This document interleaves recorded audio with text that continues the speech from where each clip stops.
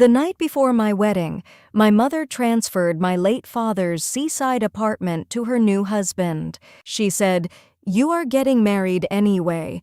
A daughter belongs to another family sooner or later." I answered with one word, "Fine." 30 days later, she was asking me to withdraw the lawsuit. The internet wanted to know when the obedient daughter started collecting evidence. My name is Jo Ning. I am 29 and I work in global brand PR. People praised me for being easy, calm, and mature. What they really meant was that I stayed quiet whenever silence was convenient for others. When relatives asked for money, I transferred it. When family arguments exploded, I swallowed my side of the story. Even at my father's funeral, I did not cry out loud because my mother told me not to make a scene. My father left me one seaside apartment. Before he passed, he told me, "No matter what happens in your marriage, you should always have one place where you can sleep and hear the ocean." I treated that sentence like a life vest. Then my mother remarried. My stepfather, Chen Ji-wan, entered our lives smiling and generous. At first, he posted family photos and called me his own daughter. Within months, he started suggesting I mortgage the apartment for his business plans. I refused. He did not argue. He just laughed and said I was too young to understand assets. The week before my wedding was chaos: dress fitting, seating chart, overseas client calls, and no sleep. In the middle of it, my mother asked for photos of my ID and household registration. She said the neighborhood office needed a premarital data check. I trusted her because she was my mother. The day before the wedding, I went to the property bureau for my premarital asset certificate. The clerk looked at me and paused. She said my apartment had already been gifted and transferred the week before. I asked, "Transferred to whom?" She read his name,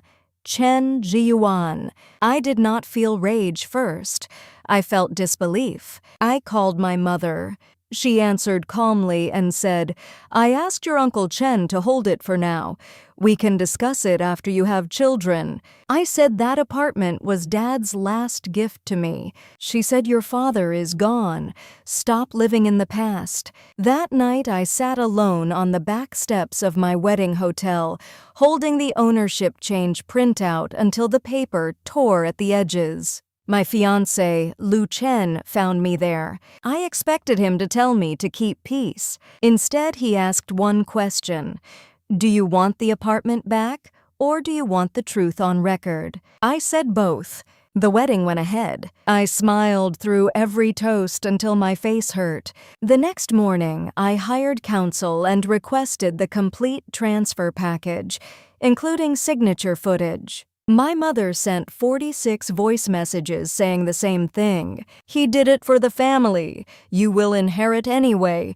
Do not air family shame." On day 7, my lawyer sent me the signing video. The signature marked as mine was slow, shaky, and written in a stroke order I never use. Worse, I had flight and hotel records proving I was in another city that day. This was no longer a family misunderstanding. This was legal exposure. A local legal creator posted an anonymous case summary. Then media pages stitched together my wedding photos with the property records. Headlines called me the bride who lost everything before marriage. Within 3 days, it hit trending. My mother finally cried on the phone and said she had been misled and thought it was temporary holding. I asked why she never told me. After a long silence, she said, "Because I knew you would refuse." That sentence ended my last illusion. She did understand right and wrong.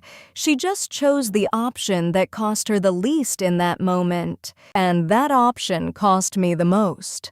My stepfather changed strategy and spread rumors that my husband had manipulated me and that I wanted to emigrate anyway. I did not respond online. I did only 2 things: preserve evidence, Move procedure forward. At pretrial mediation, my mother sat across from me and looked 10 years older. She kept asking me to withdraw the case. I told her I did not need a dramatic apology. I needed the wrong thing moved back to where it belonged. You can love whoever you love, I said, but you do not get to use my safety net to prove your second marriage is secure. The court later voided the transfer and restored ownership. Questions around identity and signature documents were handled in separate proceedings. The day the decision came out, I went to the apartment alone. The sky was gray, the wind was hard, and the sea sounded exactly like memory. Standing on that balcony, I finally understood my father's sentence was never just about real estate. It was about having one exit that no one else can sign away. My mother and I did not return to what we were. We stayed in contact, but with clear boundaries. She no longer makes decisions for me, and I no longer confuse obedience with love. My husband once asked what I gained from making everything public. I said this: family is not a reason to erase yourself. Silence does not buy peace. It only trains the next harm to arrive cleaner and faster. I still go back to that apartment.